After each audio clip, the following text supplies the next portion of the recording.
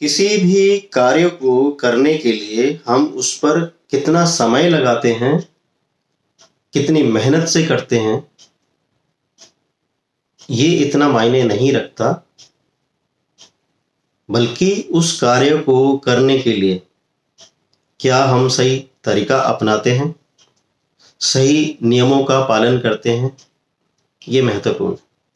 नमस्कार दोस्तों, मेरा नाम महेश कुमार केशव है और अपने YouTube चैनल astrospecialist.com में एक बार फिर से हार्दिक स्वागत करता हूं आपका। और आप सभी को नवरात्रि की हार्दिक शुभकामनाएं। 17 अक्टूबर शनिवार से शारदीय नवरात्रि आरंभ हो रहे हैं और आप सभी शक्ति की भक्ति में भक्तिमय हो जाएंगे। और इस पूजा पाठ की सामग्री और सामान में आपने क्या क्या व्यवस्थाएं करनी हैं, उनके क्या क्या नियम होंगे, इनके बारे में बहुत सारी जानकारियां आपको मिली होंगी। और उसी में एक जानकारी मैं आपके लिए लेके आया हूं। अगर सारे कार्य पूर्ण हो, शुद्ध हो, लेकिन इस कार्य में अगर अशुद्धि रह गई तो हमारे शारीरिक, मानसिक, आर्थिक जीवन में इसका उल्टा प्रभाव पड़ सकता है।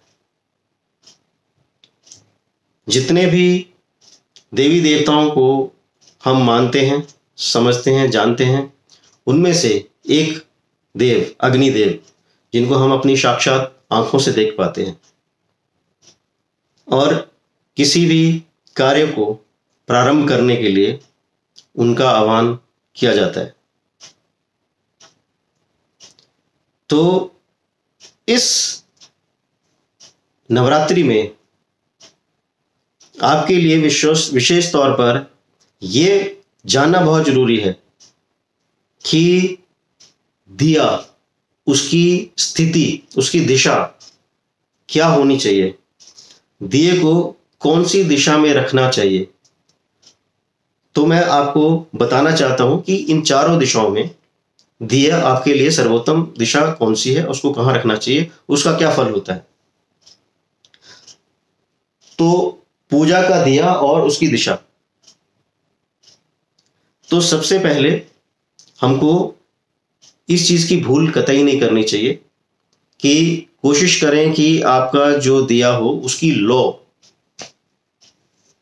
पूर्व दिशा में होनी चाहिए। क्योंकि अगर हम दिया पूर्व दिशा में रखते हैं तो पूर्व दिशा में रखे हुए दिए से आयु वृद्धि का फल मिलता है, स्वास्थ्य लाभ मिलता है। तो इस चीज का विशेष ध्यान रखना होगा। अगर हम दिए को पश्चिम दिशा में रखते हैं तो पश्चिम दिशा में रखा हुआ जो दिया होता है वो दुख का बहुत बड़ा कारण बनता है, बहुत कष्ट प्रदान करने वाला बनता है। और अगर हम दिए को उत्तर दिशा में रखते हैं तो उत्तर दिशा में रखा हुआ दिया धन का भारी लाभ पहुंचाता है, समृद्धि लेकर आता है हमारे जीवन में। और अगर दिया गलती से आपने साउथ दिशा में अगर रखा हो तो ये दिया बहुत भारी हानि लेके आता है। वो हानि आपके धन की और मन की या तन की भी हो सकती है। तो इसलिए ये बहुत आवश्यक है कि आप पूजा के समय दिए की लौ को किस दिशा में रखें। और दिया प्रज्वलित करने के बाद एक मंत्र जिसका आह्वान करना बहुत आवश्यक है।